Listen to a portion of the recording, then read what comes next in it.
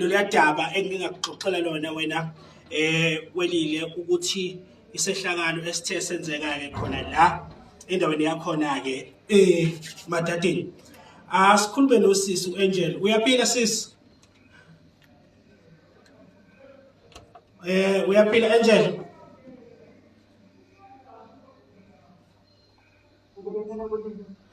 Hayi siyaphila. Vela nje ukuthi usibingelele bese uyasichazela mayelana nesehlakalo esesifunde ngaso kakhulu enkundleni zokuxhumana esithe senzeka kuleli viki.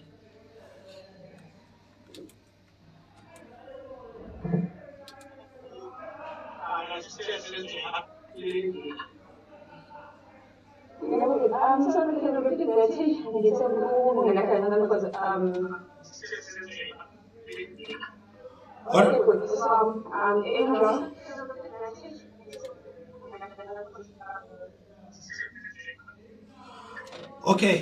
Okay, no, siqolisi ngathi kukhona ukuphambana lapha komsindo, but ngicabanga manje ngizwa kangcono manje. Nazo no bengithi ngicela ubingelele uzethule bese uyasichazela mayelana nalesehlakalo esithe sasibona enkundleni zokuxhumana namhlanje mina ngivuke namhlanje na ke manje ngiyabheka page ekuthiwa abaqondisi ngabona ubhalile mayelana nalesehlakalo esithusayo.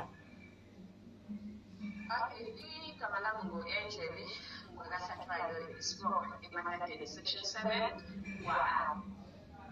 izolo ngithoke ukuthi ngisebenzela ePretoria angihlala eKatlehong.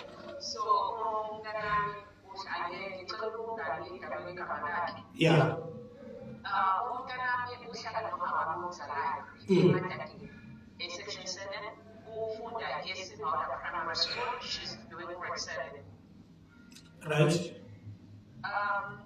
Izolo ngithoke ukuthi olungajabulisi ke unanome bomzali ucele ngithole izolo ajabulisi ngiyezwa kuthiwa umntwana ayekho right ulo uyafika utshela ukuthi baba kudede ngikutshela lokho ngasaba ukutshela yona andile umama aze afonele athi ngicela ukukhuluma nomntana wakho ngoba unento afuna ukungitshela yona inkinga yami ukuthi uyakhala angiyazi into afuna ukutshela ukuthi imalana to that way umntana is a mild child uyathanda ukuhleka uyathanda ukuhlala kodwa izolo she was none of that. Ngikhulume naye sisi bekunjani esikoleni ikholi yami njalo kusemayizwe esikoleni ngiyafonela ngimtshela ukuthi abe nosuku oluhle sithandaze masicela ukuthandaza ngimtshela ukuthi ayiphathe kanjani njengomntwana wentombazane ngoba sesiphila elizweni eli-wrong. Bese-ke izolo manje emsebenzini currently la ngisebenza khona I am the acting judge by profession. So umsebenzi engiwenzayo is currently demanding my energy, udemanda isikhathi sami, ungidemanda kuyo yonke into engiyenzayo ngoba my 100% focus isemsebenzini than ekhaya ngingatsho njalo. Yes. Then umntwana-ke ngizama ukukhuluma naye kodwa umntwana uzalwa ngiyamazi ngikwazi ukuthi akekho right. Ngiqale ngithi mhlawumbe njengomzali and also a professional someone okwazi ukukhuluma nomntwana ngithi ngiqale nje ngimbuze ukuthi usuku lakhe lihamba kanjani. Bese athini umbuzo? Manje ngimbuza athi mama mina namhlanje bengingekho right. Okungiphathe kabuhlungu kakhulu ukuthi athi mama wena ngithe wena mama uyangithandazela ukuphi kanti noNkulunkulu wakho. Yeah, kuyathusa vele. Manje njengomzali mfowethu umntwana engimzalayo mayengimbuza ukuthi ukuphi noNkulunkulu wakho okwenzibethi and it means something very and this child. Yes, yeah. Ngikhulume nomntwana uNkulunkulu uhlezi ekhona kodwa angakusho no ukuthi kwenzakalani njengamanje. Athi mama namhlanje ekuseni uma ngabe ngesikoleni sikhuluma ngosuku lwayizolo Yes.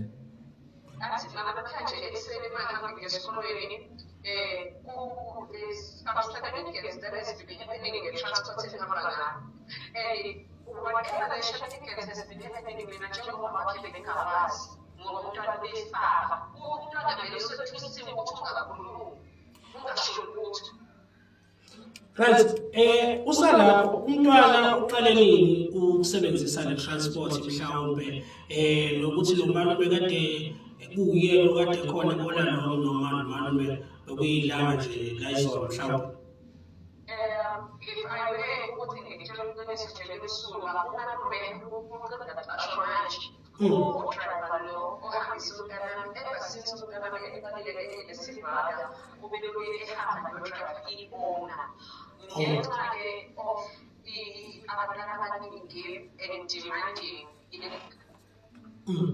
in the school to get imoto yesibili and to driver wesibili. So lo driver lo esikhuluma ngayo njengamanje unebiki nje elilodwa eyithatha abantwana. Sure. Bengifuna ukuthola lokho usungaqhubeka mama uye bese chazela umntwana. Okay, so umntwana athi mama namhlanje umalume ufunguzile umalume okay ugogo nomntwana banothise ukuthi noma umalume ngoba angena umntwana oyedwa athatha kule ndawo thina sihlala kuyona umalume mayedlula uyaye ahuthe alethini umntwana ukuthi makabe emuva so that mayephuma eze adlule naye sebeyaphuma ngoba mina abona umntwana uhlala endleleni yabantu endleleni la amalume aphuma khona esingaba vele. So for the past 2 days umalume uthatha lo wami kuqala aphinde ehle naye ayenzazi. So thina la sihlala khona e7 abanye abantu bazobathi e7 kunomsele umgwaqo wase7 it's not yet developed so umgaqo we drive so when you drive and you go down now khona akuna street lights meaning kunyama thina ekhaya sinenkathi ukuthi kuyakhanya kukhanya ku-apollo nakhona ogadi ngasemaka sikhanyiselo apollo ogadi ngasemaka kodwa nami personally when I drive estragile sasekhaya ngilolusuku lokunyama angilwitness to that. Okay. So umntwana athi mama umalume day before yesterday ngithe mangene emotweni bathi ngikabuza mayaqeda lapho athi hayi ngiyadlala umntwana wayithatha njengojofi ngokumali omusha wangene report okwesibili izolo ngiyaxolisa because uzomele ngikhulume ngezinto ezenzekela khona nangendlela umntwana angijelela kakhona. I'm sorry to the viewer because in the media engizokhuluma ngayo it has to be brutal so. I have to be brutal so. Yeah.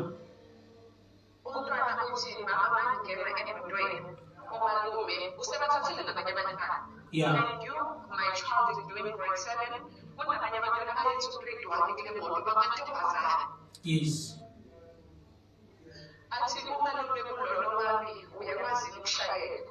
Athi lolo wami angibazi mina ukushayela kodwa on normal basis umama mayekhona she would teach me how to drive because I'm in automatic. So ngiyakwazi ukudrive in automatic kana. That's my car anyway. I'm driving automatic and she was right by saying that. And then said umalume athi woza ngizokufundisa drive. Yeah. Mayefika ezofundisa ukudrive umalume pulled down his zip on my daughter, a 13-year-old child. Yo. He pulled down his zip wayenza umkanami ukuthi ahlale on top of his lap. Ebukelo enjalo umalume. Sure. Behind, he started penetrating my daughter from the behind. On the front, wamfaka isandla. Yo. No. She was wearing a skirt and a tight and an underwear.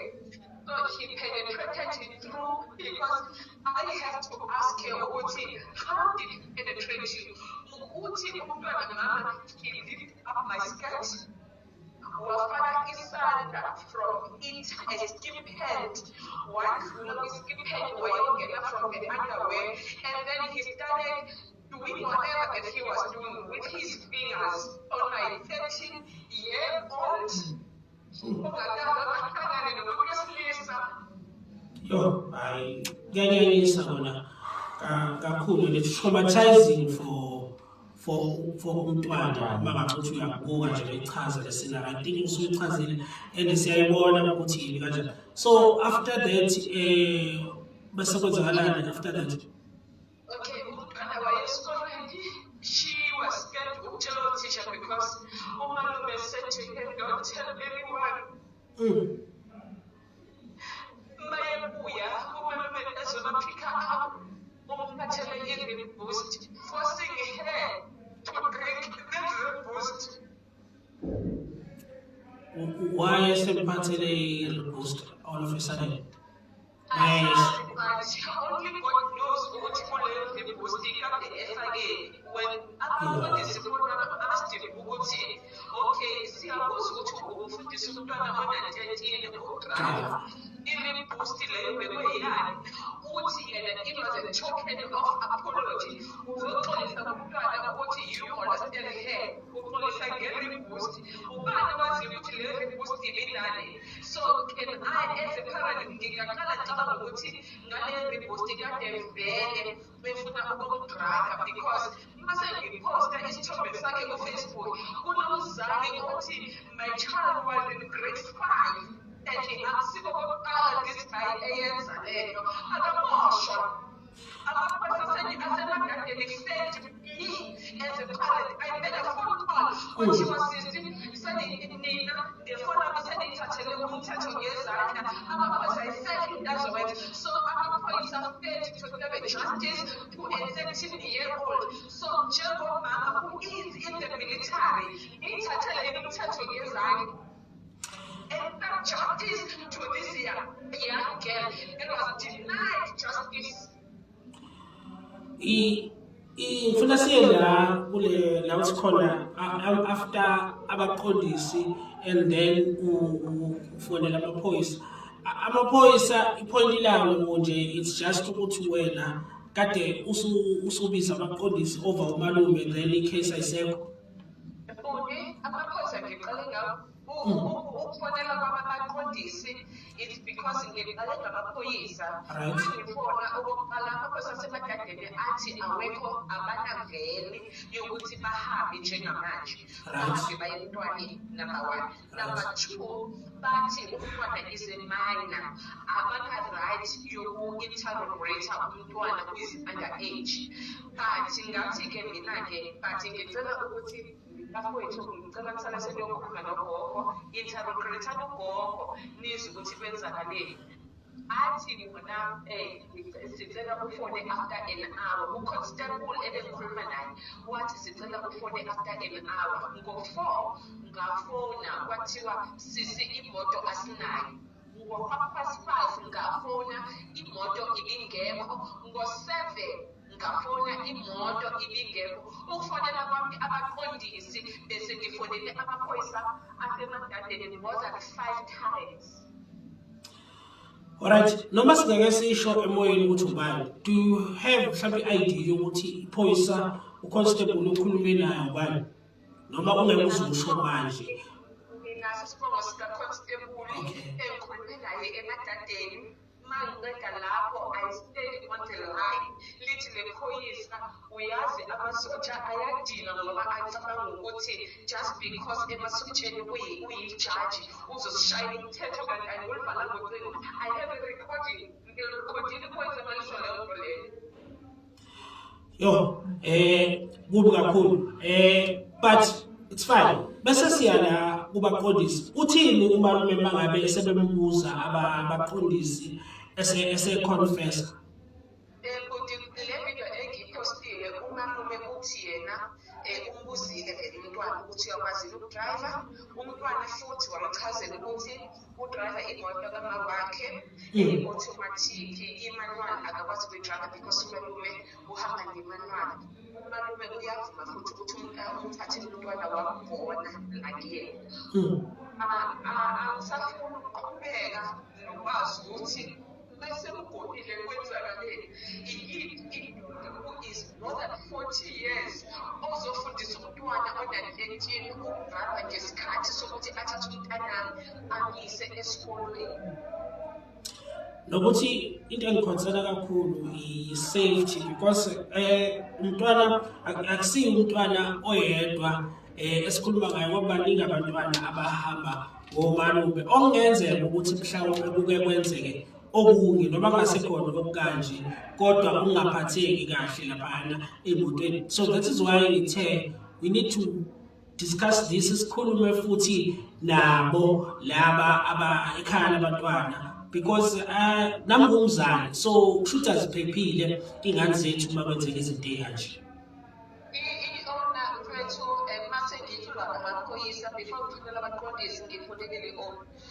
To start with, owner was so hands-on. Abantwana la i-owner wenze sure ukuthi immediately uyahamba uya ekhaya uya kugogo uyogcina isitori emntwaneni nokuthi amaqondisi baze balandwe. It was up to the owner esebenzise imoto yakhe ngingamkhokhela amalutho ukuthi lana amaqondisi. Okungiphatha kabi konke ukuthi umntanami kule moto ahamba nayo kunabanye abantwana bamantombazane abahlala lapha ngasekhaya ku-witnessed abaku-grade 1 abantwana baka-grade 7 kunabantwana abaku-grade 1. As I'm speaking to you right now labantwana namhlanje abakwazi ukuvuka bahambe baye esikolweni because of what they saw okwenzakalile izolo. Yeah. This nation coming up to abantwana sebezosaba ukuhamba ngomalume baye esikolweni. Njengamanje njengomzali kumele ngihambe ngiyokhuluma nabazali balabantwana as I'm getting professional help. Wethu siphila kwi-society la amandla anganikaki khona. Yes, yeah. Owami umntwana shilaki ukuthi ngine-medical aid uzokhona ukuthola usizo lama-psychiatrist nama-psychologist. Kunomntwana wama-grade 1 who was affected about this wentombazane ongayanga namhlanje esikolweni, meaning that child missed isikolo namhlanje. Abazali bakhe bayithathephi imali yokuhambisa kuma-psychologist, bayithathephi imali yokumtholela nga-government institution ngoba we all know ukuthi government institutes bazomtholela idate yangoNovemba. I-damage yenzakale manje ngo-August. Yeah, kunzima kakhulu kodwa-ke siyabonga nokuthi uxwayise nabanye abazali and we are going to follow up with amaphoyisa ukuthi mhlawumbe kwenzakalani as well because uma ngifunda lapha kuyavela ukuthi umalume akasiye umuntu alright vele izinto eziningi ekuthiwa uke wazenza phambilini nezenza ukuthi ke mhlawumbe kuthuse kakhulu ke mawubheka ukuthi kade ethutha izingane zethu somphakathi. Nanokuthi futhi umalume yena okay asivumeni umalume nezinto ewazenza before. Okokuqala asikwazi ukublame i-owner. I-owner ye-transport akanawo for what it takes ukuscreena umuntu ukuthi amthole ukuthi lo muntu uwumuntu onjani.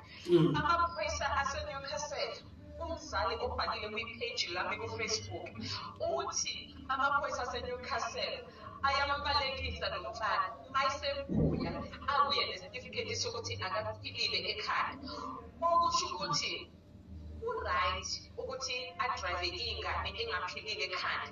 When he tries to molest them kumele kuthathe lesitifiketi sokuthi akaphilile ekhaya sizolahlela phezu kwami. Bese ngiyathula njengomzali ngingayithathela umthetho ngezandla zami. Bayangilinga. Ngiyalingeka-ke manje. Amaphoyisa aseNewcastle bayangilinga. They are testing me. Bafuna ukubona yini ukuthi for my child I will go to any extent ukuvikela ingane yami. Uma ukuthi lo malume une-right yokushayela iy'ngane amaphoyisa ebemazi ukuthi ekhanda kaphilile bese when he tries to rape them, when he molests them, then unayo yonke i-right bese ngizolahlelwa ngesitifiketi sokuthi akaphilile ekhanda.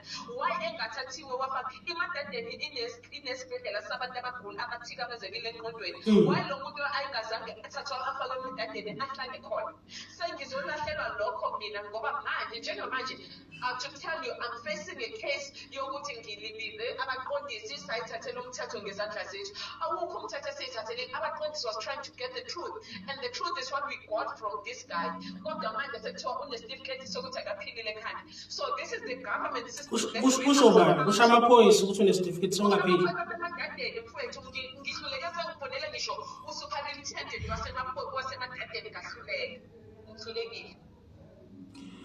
Yo, kuyathusa-ke mangabe kunjalo. Kodwa-ke ngiyacabanga ukuthi amaphoyisa awapheleli eNewcastle uzozama nakwezinye iy'ndawo ukuthi kukwazi ukuthi ku-investigate because udaba lubucayi lelo kakhulukazi when it comes to safety lubucayi kakhulu.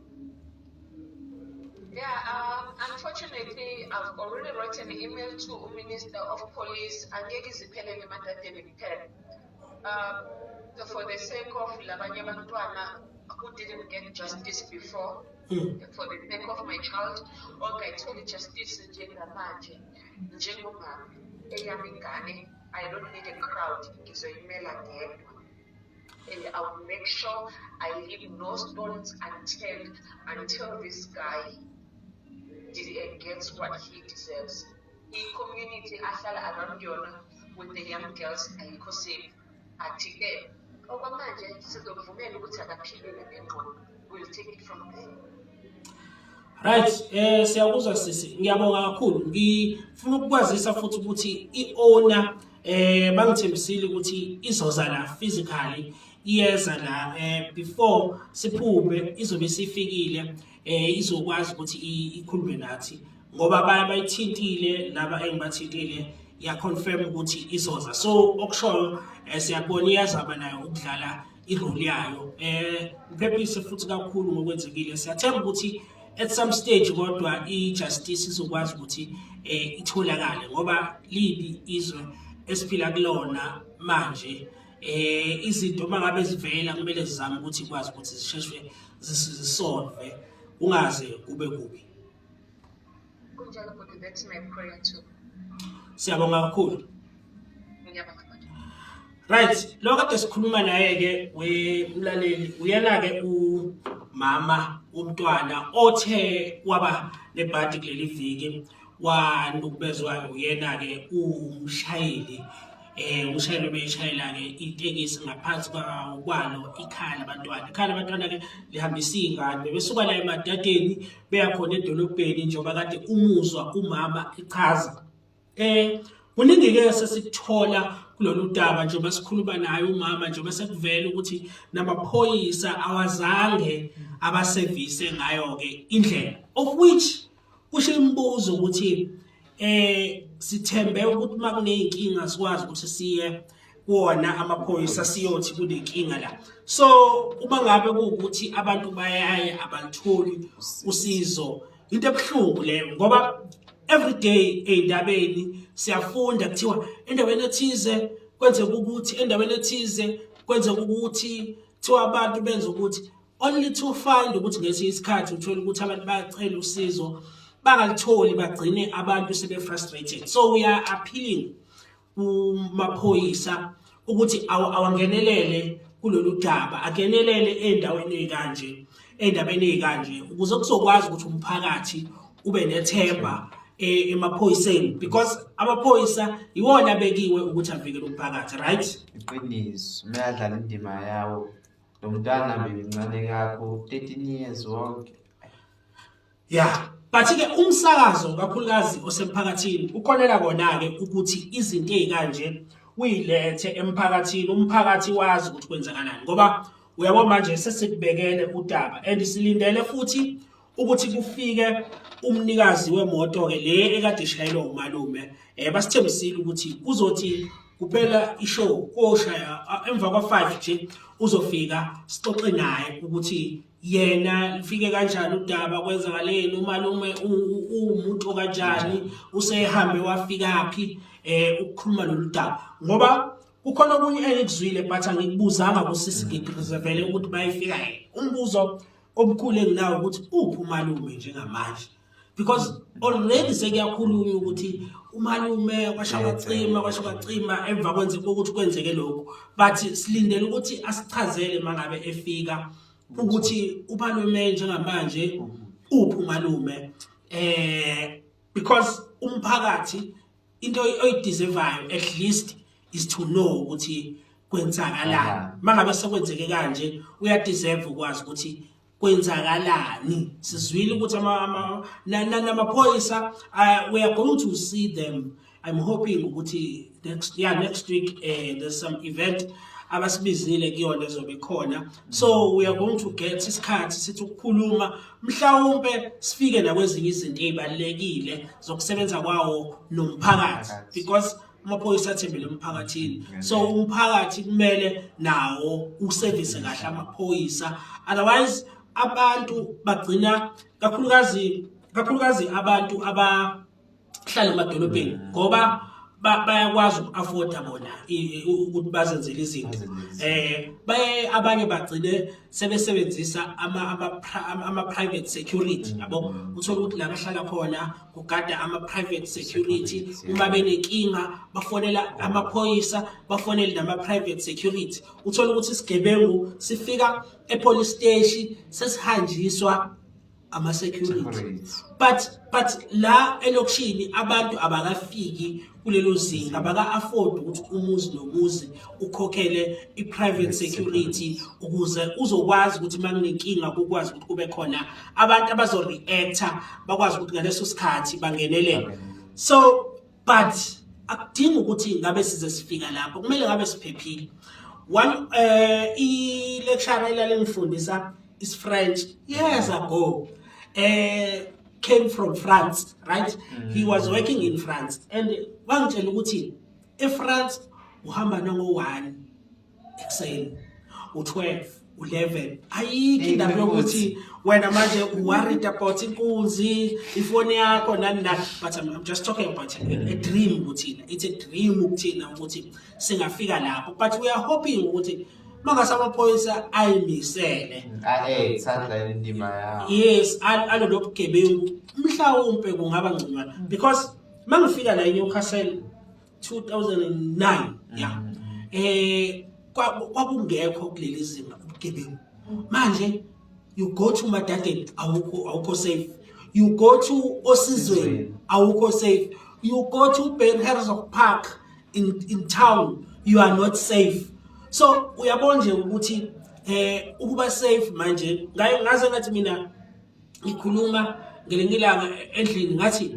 mhlawumbe ngokuhamba kwesikhathi abantu bayogcina nje sebegadwa ama-bodyguard nabantu nje abajwayelekile ngenxa ye-safety yabo ukuthi abantu abaphephile but we don't want that situation imagine ngoba ukusizakazela nje la e-studio uthola ukuthi manje usune-bodyguard lakho sengine-bodyguard lami manje ngenxa ukuthi asiphephile manje ufike sibize umeya afike nama-bodyguard akhe awu-5 sibize ikhansela fika nama-bodyguard awu-2 sakugcweleke manje yabo ukuthi indaba ye-safety impela iyi-content but asibambe lapho okwamanje sizobuya ngokuhamba kwesikhathi ngifuna ukuya engomeni okwamanje bese ngiyabuya mangabe ngibuya engomeni ke siqhubeke sixoxe kakhulukazi indaba ekuthiwa zihamba phambili elangeni lanamhlanje nezihambe phambili kuleli viki ngifuna ukuthi masibuya sikwazi ukuthi sibheke lezo zinto sizobuya lapha ya